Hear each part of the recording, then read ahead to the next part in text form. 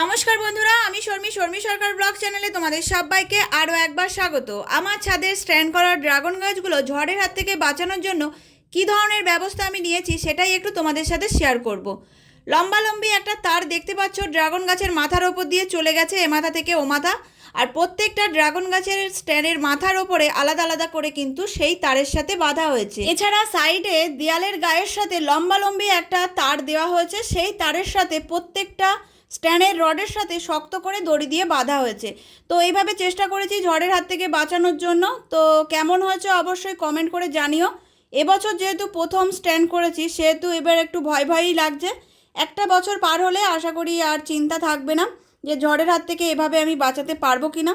আর তার উপর তো ওপরওয়ালার হাতে ছাড়াই থাকলো। প্রকৃতির সাথে তো সবসময় লড়াই করা যায় না, যতটুকু নিজেদের হাতে থাকে ততটুকু চেষ্টা করতে হয়। তো কেমন হয়েছে অবশ্যই কিন্তু কমেন্ট করে জানিও।